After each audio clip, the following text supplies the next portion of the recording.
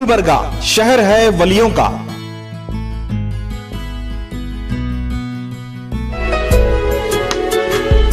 शहर है गुंबदों का, जहां बरसती है रहमतों की बारिश। यहां मौजूद है शहंशाह दक्कन ख्वाजा बंदा नवाज गेसु दराज की बारगाह।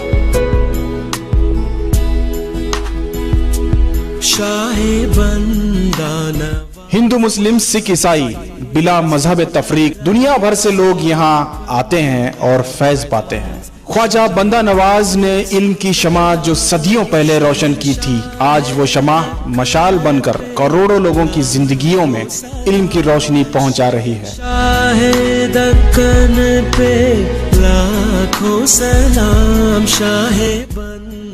खास मुलाकात में आप सबका इस्तकबाल है। आज ख़ास एपिसोड में हम आपको एक ऐसी शख्सियत से मिलाना चाह रहे हैं जिनका ताल्लुक़ गुलबर्गा से है, लेकिन उनका चर्चा पूरे ममालिक में है। बैनुल-अक़वामी सतह पर इनका नाम लिया जाता है और इनका जो कारनामा है उसे देखकर आप हैरान हो जाएंगे।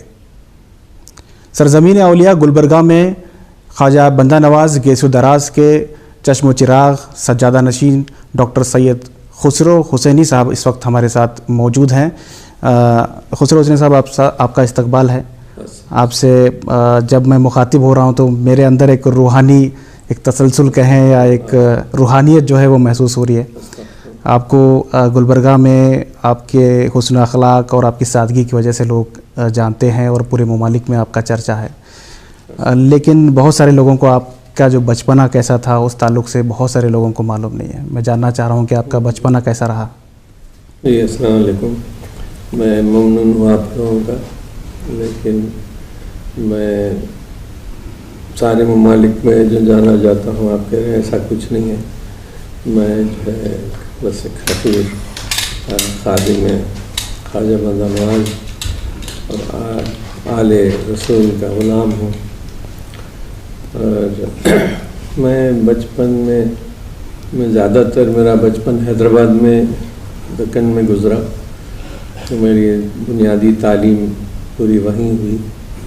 ग्रामर स्कूल में पढ़ा मैं, फिर हैदराबाद पब्लिक स्कूल में भी बॉर्डर था। फिर मेरे BA MA उस्मानिया यूनिवर्सिटी में हुई।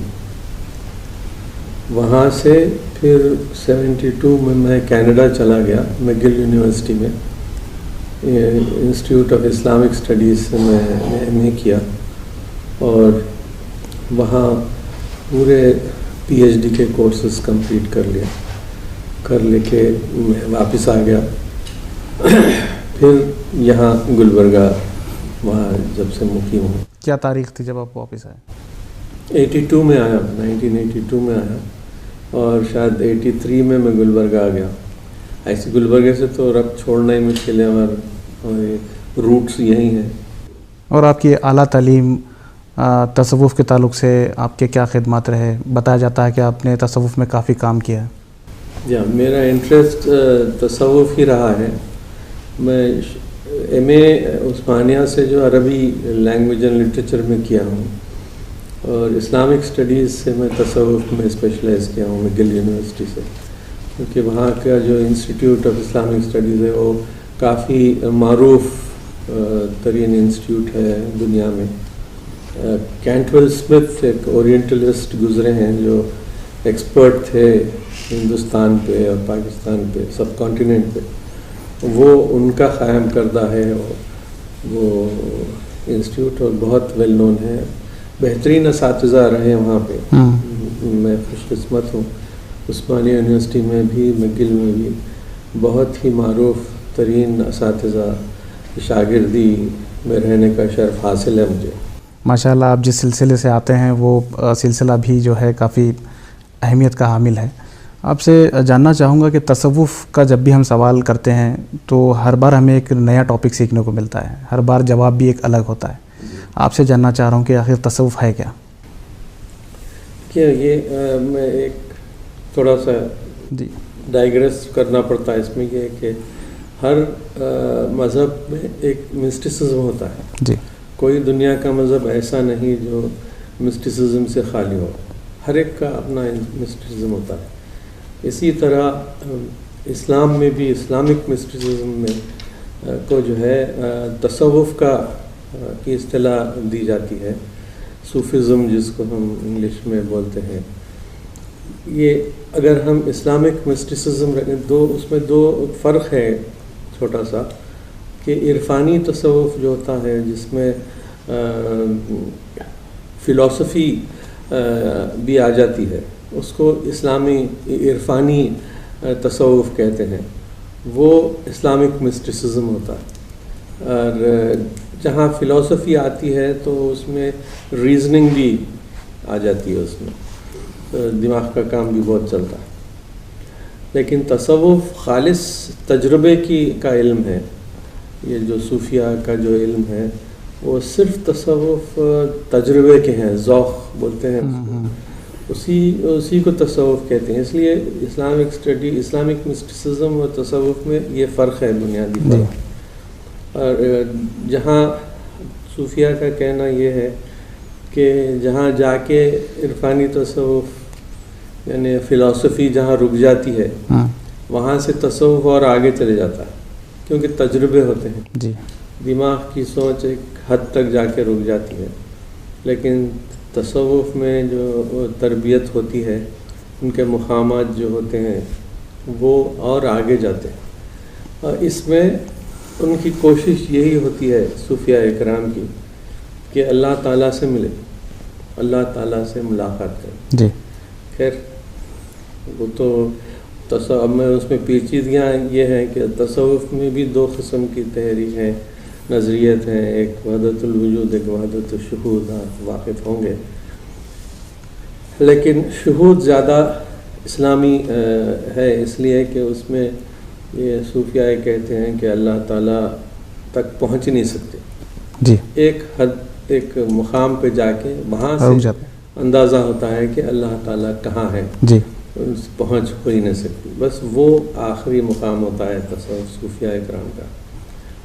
اور یہ فرق بنیادی فرق ہوتا ہے وہ وجود اور شہود میں. وجود میں یہ ہوتا ہے کہ اللہ تعالیٰ ہم میں موجود ہے، جس کو انگلش میں عموماً پینتھیزم بولتے ہیں، پینتھیسٹک صوفیزم بھی بولتے ہیں، جیسا ابن عربی، محی الدین ابن عربی کا تصوف ہے. یہ اس میں جا کے صوفیہ کا اور عرفانی صوفیہ کا کلیش بھی ہوتا ہے بعض مقامات. تو یہ کوشش ہوتی ہے کہ انسان جا کے اللہ تعالیٰ سے ملے.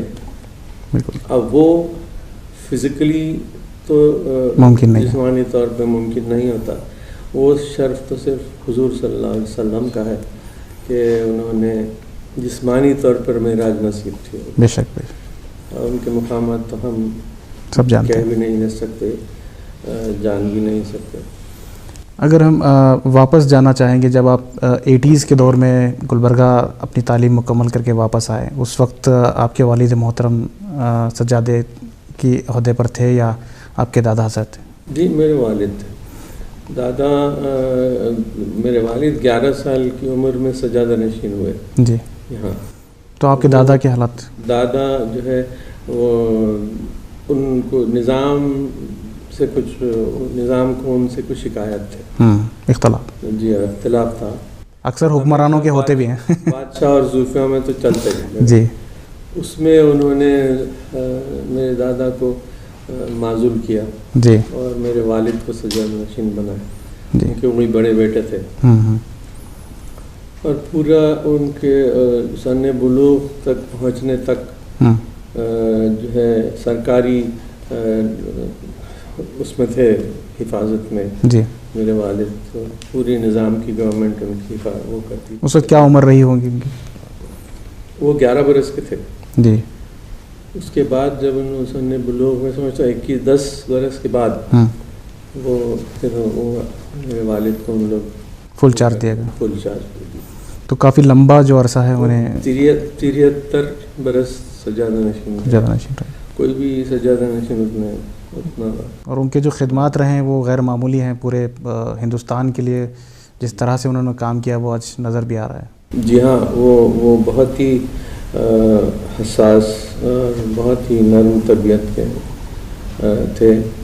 اور انہوں نے یہ تعلیمات کا جو سلسلہ شروع کیا انہوں نے 1958 میں Bibi Raza girls high school قائم کیا، اور یہی ان کا خیال تھا کہ ایک لڑکے کی تعلیم اکیلے لڑکے کی ہوتی ہے، لیکن ایک لڑکی کی تعلیم خاندان کی تعلیم ہوتی ہے، بے شک، اس لیے وہ لڑکیوں کی تعلیم سے شروع کی، اور ایک ادارے سے جو ہے آج ایک یونیورسٹی کی شکل اختیار کر چکا ہے۔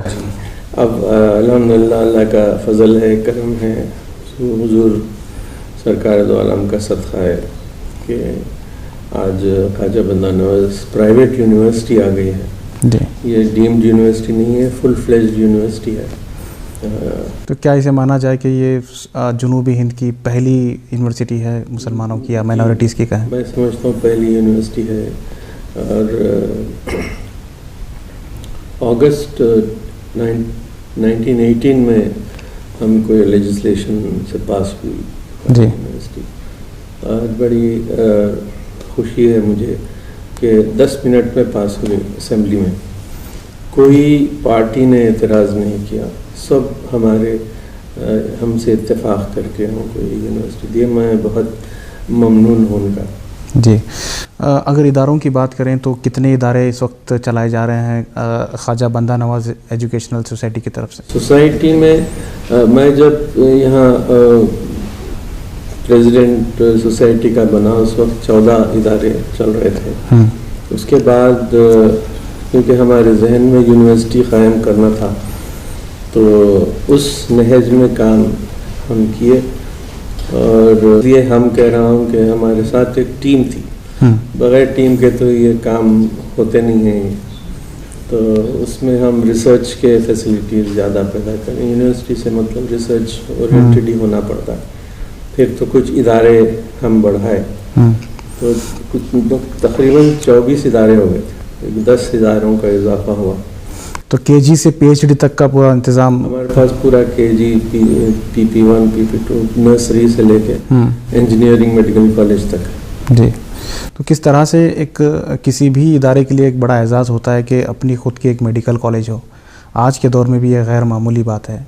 ایسے حالات میں آپ نے انجینئرنگ کالج بھی بنائی، میڈیکل کالج بھی بنائی، اور آج ایک پرائیویٹ یونیورسٹی آپ نے کھڑی کی ہے، کیسا محسوس کرتے ہیں آپ بحیثیت ایک سجادہ نشین؟ آپ کا جو کام ہے وہ تعلیم کو فروغ دینا ہے، لیکن اکثر لوگ صرف دینی تعلیم کو فروغ دینے میں پیش رہتے ہیں، لیکن عصری تعلیم کو نظر انداز کرتے ہیں۔ آپ نے دونوں ہی سطح پر جو ہے کام کیا ہے، تو آج آپ کو کیسا محسوس ہوتا ہے اس کامیابی کے بعد؟ یہ میرے والد جن کوششوں سے یہ قائم کیے ہیں، میں ان کے انڈر ٹریننگ تھا سمجھیا، اور میرا ذہن بھی اسی طرح ہے، دینی تعلیم تو ہونا ہی چاہیے، وہ تو ہے ہی ہے، اور یہ ہمارے پاس جو مدرسہ چلتا ہے وہ 600 برس پرانا مدرسہ ہے۔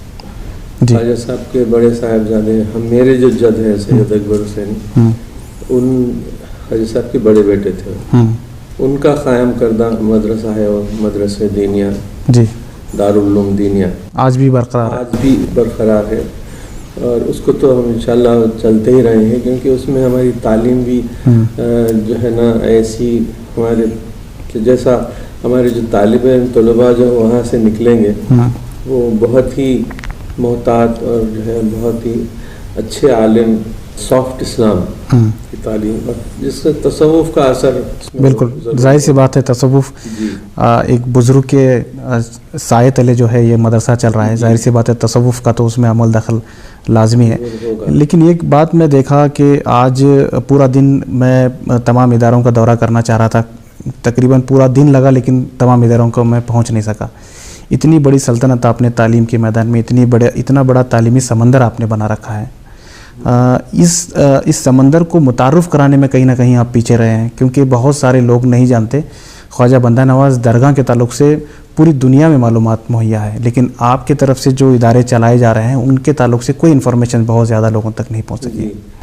شروع میں یہ تھا، میں آپ سے اتفاق کرتا ہوں، لیکن اب بہت سارے لوگ واقف ہو گئے ہیں کہ خواجہ ایجوکیشن سوسائٹی جو تعلیمی عصری تعلیم کا جو کام کر رہی ہے وہ شاید ہی کہیں ہو رہا ہوگا، جو ایک درگاہ شریف کے سائے میں چل رہا ہے. اور یہ سوسائٹی ہماری رجسٹرار آف سوسائٹیز کے تحت، ایکٹ کے تحت رجسٹرڈ ہے، اور ہم اس کو چلا رہے ہیں اور چلاتے رہیں گے انشاءاللہ، قیامت تک چلتے رہے گی. ہماری نیت یہی ہے کہ نہ صرف اقلیتی لیکن ہر ایک بلا لحاظ مذہب و ملت ہم اس میں جو ہے لوگ طالب علم طلباء کو ایڈمیشن دیتے ہیں، اور ہم چاہتے ہیں ان کی تعلیم یہاں سے ہو.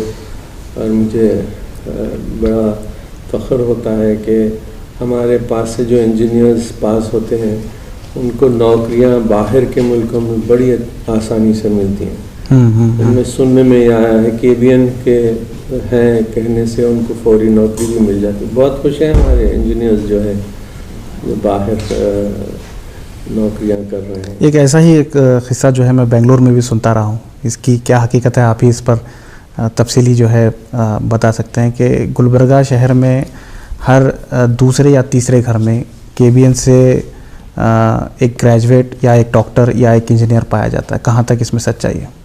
اس میں یہ آپ کی جو ہے نا یہ اسکول سے شروع کیجیے تو ہمارے جو Bibi Raza girls high school جو قائم ہوا تھا 58 میں، اس کے بعد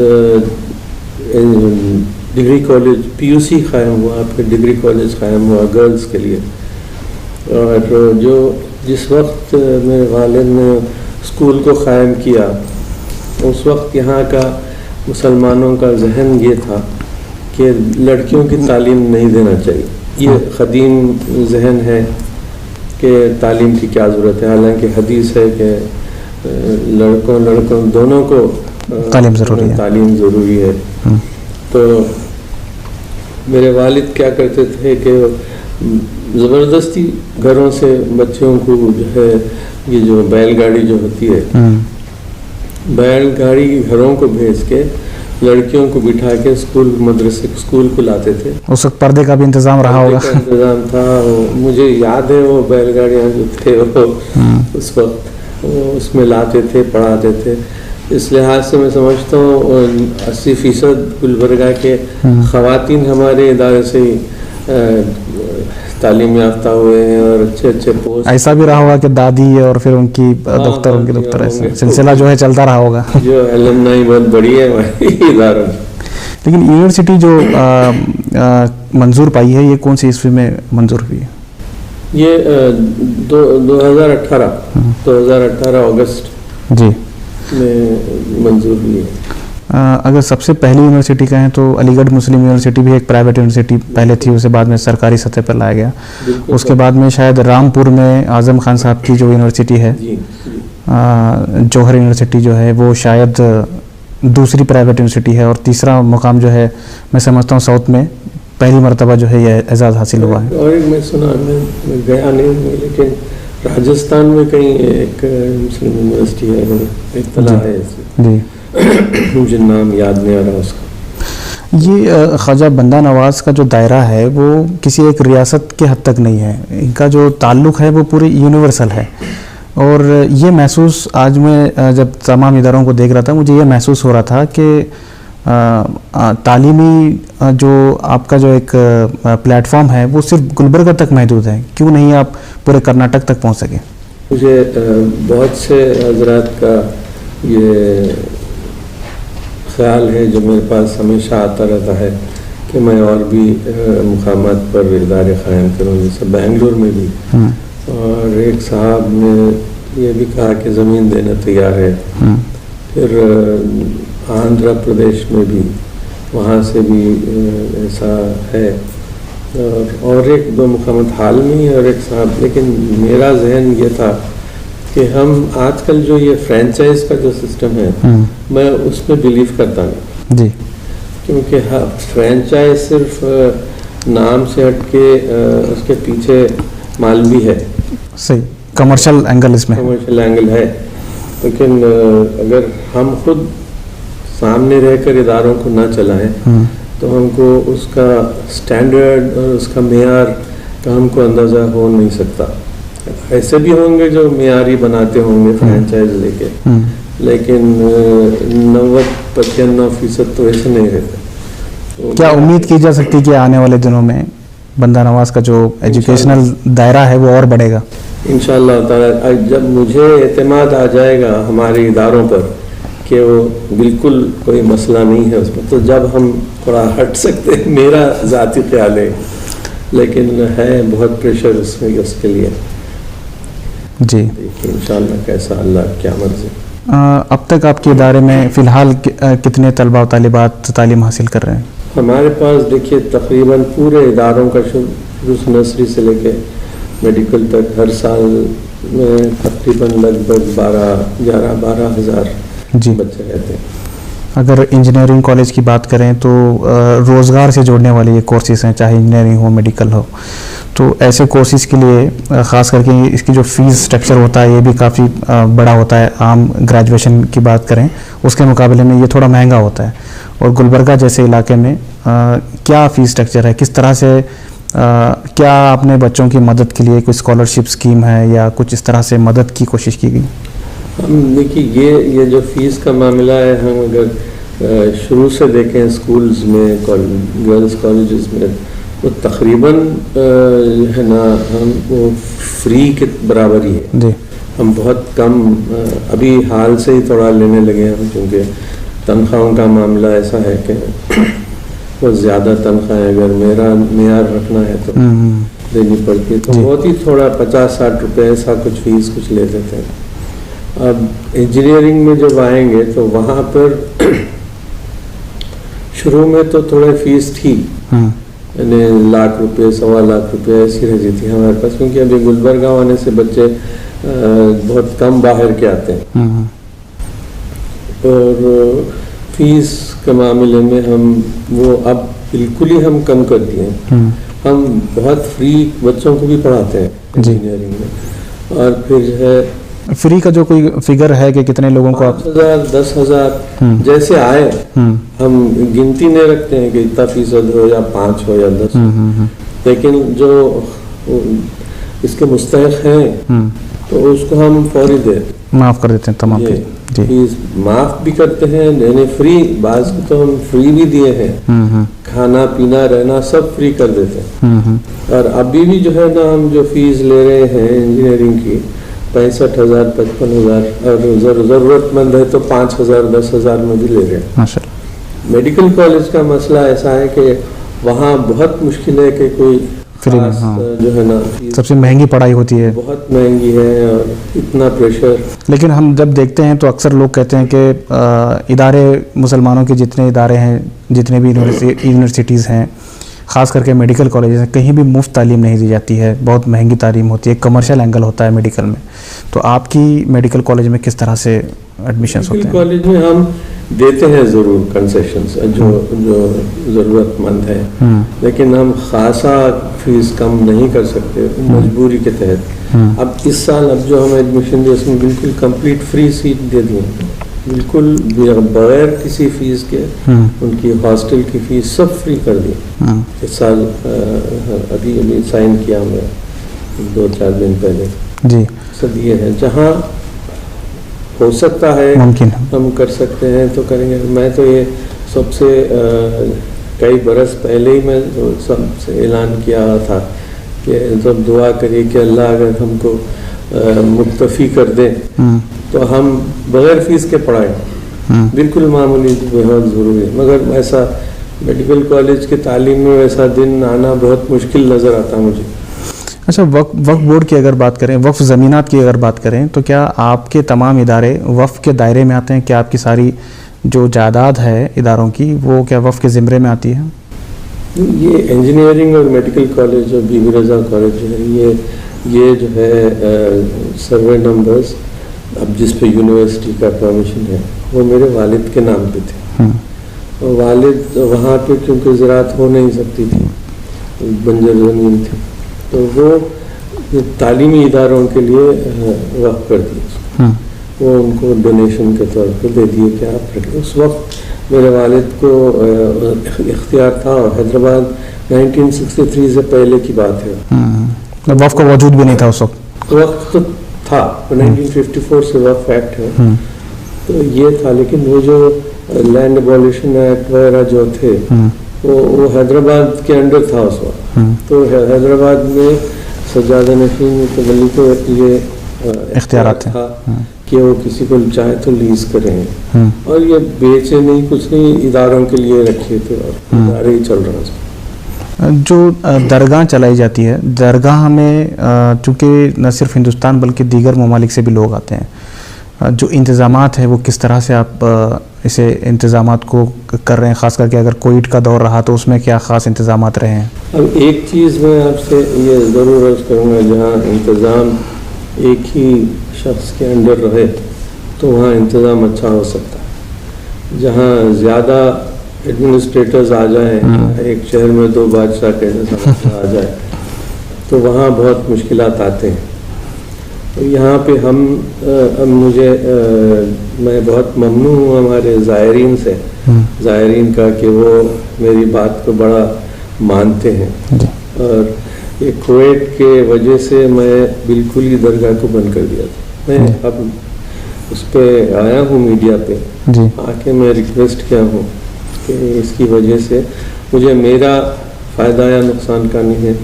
मैं नहीं चाहता कि मुसलमानों का किसी किस्म का नुकसान हो इसकी वजह से कि यहाँ आए, अक़ीदतमंदों का या जो बिल्कुल, यहाँ तो गैर मुस्लिम बहुत आते हैं, उनका भी उनको ख्याल रखना ही पड़ता है। हम क्योंकि हमारी तालीम सब इंसानियत पे हुई है, कोई मुसलमान है या लिबास है या ज़बान है वो हम देखते नहीं हैं।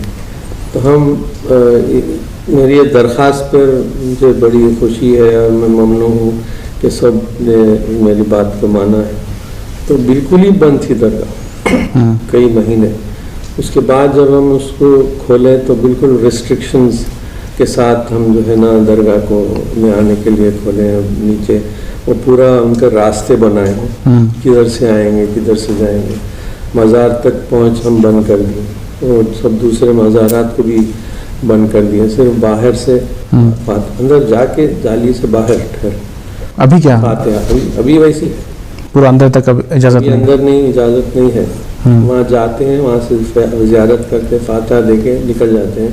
औरतों के लिए दूसरा रास्ता है, वो रास्ते से वो लोग आते हैं, उनका दरवाज़ा भी अलग है जहाँ से औरतें फातिहा देते हैं। वहाँ दरवाज़ा खोल के मज़ार नज़र आती है, वहाँ से फातिहा देते हैं, चले जाते हैं जी। और ये अभी भी यही चल रहा है, लेकिन मुझे अब बहुत प्रेशर है और अक़ीदतमंदों का प्रेशर, अक़ीदतमंदों का, सब मुस्लिम गैर मुस्लिम सबका। तो अभी मैं कमरे भी बंद थे दरगाह के इतने महीने। अच्छा, कमरे जो होते हैं वो किस तरह से दिया जाते हैं ज़ायरीन के लिए? क्या कोई किराया उसका फिक्स है? या किराया है, वो जो है ना किराए से ज़्यादा हम उसको मेंटेनेंस के लिए बोल के ज़्यादातर लेते हैं। उसमें पुराने कमरे बहुत हैं, फिर नए एसी कमरे भी हैं, एसी के भी कमरे हैं। तो वो इस्तकबालिया है, वहाँ रिसेप्शन, वहाँ पे रिजर्वेशन भी करा सकते हैं, वहाँ पे आके कमरे ले सकते हैं जी। तो कुछ कमरे अभी मैं खोला हूँ, तो वहाँ पे जो है ना लोग आते हैं। और कमरों का मैं सफाई और मेंटेनेंस का काम चल रहा है, तो थोड़ा सा बाकी है। हो जाने के बाद शायद मैं इजाज़त दूँ पब्लिक, क्योंकि पब्लिक अब इजाज़त देते एकदम जम फिर हो जाता है। अब ये मेरे दौर में तो पहली बार ऐसा हुआ है कि उर्स शरीफ बिल्कुल ही नहीं हुआ। हम सिर्फ हमारे ख़ानदान के 10-15 लोग जाके वहाँ सल्लल्लाहु अलैहि वगैरह करके फातिहा दी किया, कोई ख़वाली नहीं हुई, क्योंकि ख़वाली रखने से एक के बदले 10 आ जाते हैं। बिल्कुल बिल्कुल जी। तो उनके ख्याल से बहुत सारे बयानात और कुछ लोगों के तासुरात देखने को मिलते हैं कि लोगों का कहना है कि ये सारे इदारे वक्फ से जुड़े हुए हैं और वक्फ से जुड़े हुए इदारों को चाहिए कि वो आधी कीमत में या मुफ्त में तालीम दिया जाना चाहिए। ये कहाँ तक सही है? इदारे वक्फ से जुड़े हुए नहीं हैं, वक्फ से अलग हैं जी। ये रजिस्ट्रार ऑफ सोसाइटीज़ एक्ट के तहत रजिस्टर की हुई है सोसाइटी। ये ज़रूर है ख्वाजा अहमद नवाज़ के سائے میں ہم چلا رہے ہیں، لیکن یہ وقف نہیں ہے. جو درگاہ میں جو چندہ آتا ہے زائرین کی طرف سے، اس کا استعمال کیا ان اداروں میں ہوتا ہے؟ اس کا بھی ہوتا ہے، اداروں میں بھی ہوتا ہے، درگاہ میں بھی ہوتا ہے جی. اور اس کا حق جو ہے سجادہ نشین کا ہوتا ہے، کیونکہ اس پہ فتوے ہیں، کافی فتوے مل جاتے ہیں آپ کو کہ وہ نذرانہ صاحب مزار کے لیے ہوتا ہے، اور صاحب مزار کا قائم مقام سجادہ نشین ہوتا ہے، تو اس کا ہی حق ہوتا ہے. سجادہ نشین سے سجادہ نشین کے تعلق سے اگر کہیں تو آپ متولی بھی ہیں، اور متولی جو ہے وہ وقف بورڈ اپوائنٹ کرتا ہے، اور سننے میں آیا تھا کہ حال ہی میں جو ہے آپ کو ایک مرکزی حکومت کی جانب سے کچھ اعزاز بھی دیا گیا تھا. جی ہاں، وہ وقف کاؤنسل آف انڈیا ہے، سینٹرل وقف کاؤنسل، اس کی طرف سے best management of dargahs in India کا ایوارڈ ہم کو ملا ہے. ہمارے لیے شرف ہے، ممنون ہے ان کے. نقوی صاحب نے خود یہ ایوارڈ دیا. بیسٹ مینجمنٹ سے کیا مراد ہے؟ کس طرح کا مینجمنٹ؟ انتظامات صحیح یا حساب کتاب بھی جڑا ہوا ہے اس سے؟ سب ملا کے حساب کتاب ہے، اکاؤنٹنگ ہے، صفائی ہے، زائرین کی دیکھ بھال ہے، درگاہ شریف کے جو پورے مکمل انتظامات اس میں آ جاتے ہیں. اگر اعزاز کی بات کریں، چونکہ اعزاز کا ذکر ہوا ہے تو یہ بھی جاننا ضروری ہے، کیونکہ سجادگان کا جو فہرست ہے آپ کی وہ کافی طویل ہے. آپ 23ویں سجادے ہیں، پچھلے 22 سجادوں کی بھی جو خدمت ہے وہ واقعی غیر معمولی ہے. کتنے ایسے اعزاز ہیں جو قومی سطح پر ملے ہیں، جو بین الاقوامی پر سطح پر ملے ہیں سجادگان کو؟ جو بہت قدیم ہمارے آباء اجداد ہیں، اس وقت کا تو مجھے کوئی علم نہیں، سچ بات تو یہ ہے. اور وہ تو اسلامی مسلمانوں کا دور تھا 47 تک بھی، لیکن بعد میں علمی کام ضرور ہوا ہے. علمی کام وہ لوگ پورے سجادگان نے کیا ہے، اور خدمت لوگوں کی خلق کی خدمت ہوتی تھی. یہ کئی جاگیرات تھے ان کے، تو ان کی جو رعایا ہی بولتے تھے وہ لوگ بھی، اس ان کی دیکھ بھال ہے، ان کو بہت اچھے تعلقات ہوتے ہیں. ایسا نہیں جیسا ہم کس سے کہانیاں سنتے ہیں جاگیرات تھے، ایسا حساب نہ تھا نہیں. کیونکہ یہ ہمارے خاندان کے صوفی سلسلے ہونے کی وجہ سے تعلیم الگ نوعیت کی ہوتی.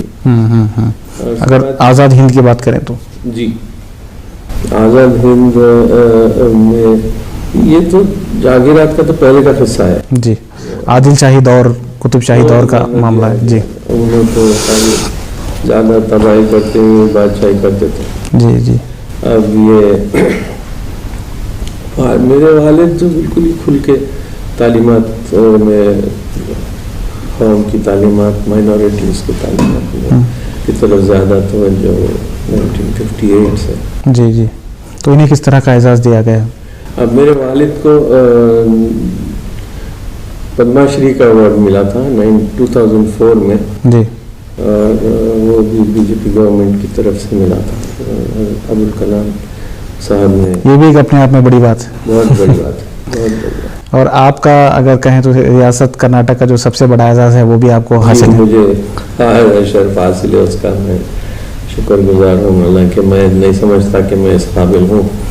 بہت کم لوگوں کو راجیہ ایوارڈ ملا ہے. مسلمانوں میں اگر بات کہیں تو ہر سال جو ہے 1 یا 2 لوگوں کو ہی اعزاز دیا جاتا ہے، مسلمانوں میں دیا جاتا ہے. تو یہ اعزاز آپ کو ملا ہے، یہ بھی اپنے آپ میں ایک بڑی بات ہے. اس کے علاوہ بین الاقوامی سطح پر اور دیگر اعزازات بھی جو ہے ایک لمبی فہرست ہوگی آپ کے پاس. جی ہے وہ، مگر یاد نہیں ہے مجھے. بین الاقوامی تو ایوارڈ میں کچھ ملا نہیں ہے.